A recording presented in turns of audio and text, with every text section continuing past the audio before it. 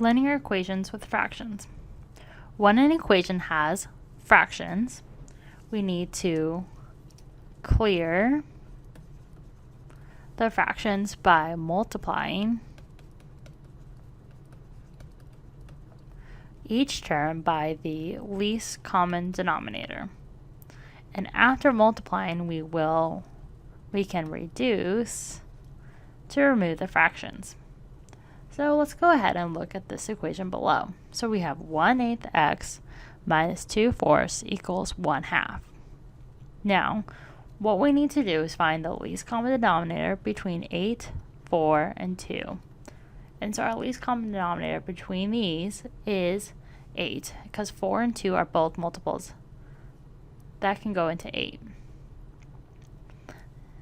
So our first step will be to rewrite this, and then we're going to go ahead and multiply each term by our least common denominator of 8. So let's go ahead and multiply each term by 8. And we do this to each term because whatever we do to one, we can do to all of them, and it does not affect the equation at all. And then the next thing will be to reduce. So this then just becomes 1, because 8 divided by 8 is just 1. Now 8 divided by 4, or this can become 1, and this becomes 2, because 8 divided by 4 is 2. Now 8 divided by 2 is, this is just 1, and then 8 divided by 2 is then 4.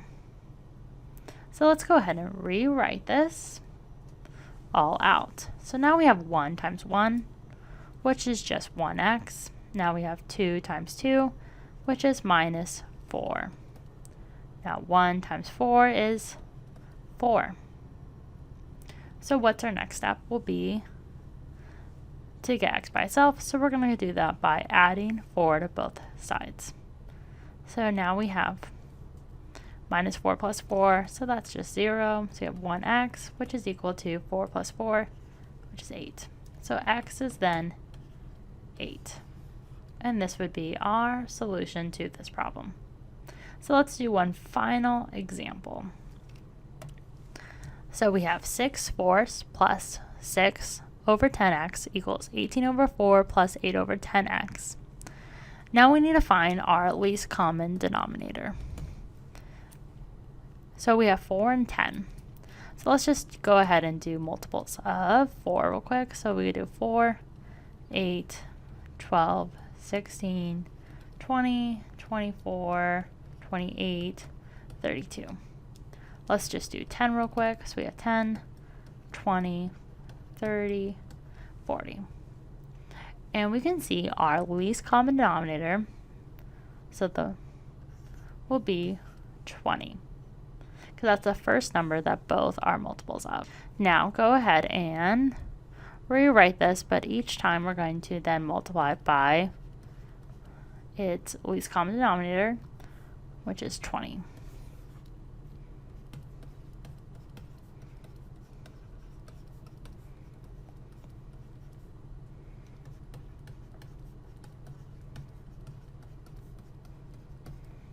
So this 4 just becomes 1, and we multiply it by 20 divided by 4 is then just 5. Now 20 divided by 10 is just 2. So this becomes 2, and this becomes 1. Or you can think of, we all both divide each number by 10. So 10 divided by 10 is 1, and 20 divided by 10 is 2. Now we have 20 divided by 4. This becomes 5. This becomes a 1. Now, same thing. We're left with a 2 and a 1 here, like we did before on the second term, on the first side, on the left-hand side. So now let's go ahead and multiply out our numbers. And don't forget, this is an x, not a multiplication here. So now 6 times 5 is 30, plus 6 times 2 is 12x. Now we have 18 times 5, which is 90. So we have 90 plus 8 times 2, which is 16, and that's x. Now we need to get x by itself. So let's go ahead and subtract 12x on both sides. This gets rid of it on the left-hand side. So now we have 90 plus 4x. And then we have 30 on the left-hand side. Let's go ahead and subtract 90 to both sides. This becomes 0. 30 minus 90 is negative 60. If you're not quite sure, always pull out that calculator. That's why it's there. We get minus 60. So now we have minus, I'm going to go ahead and rewrite this here.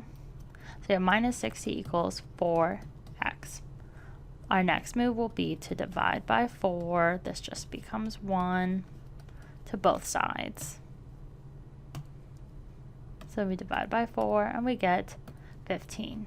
So we get negative 15 is equal to x. And that would be our solution to this problem.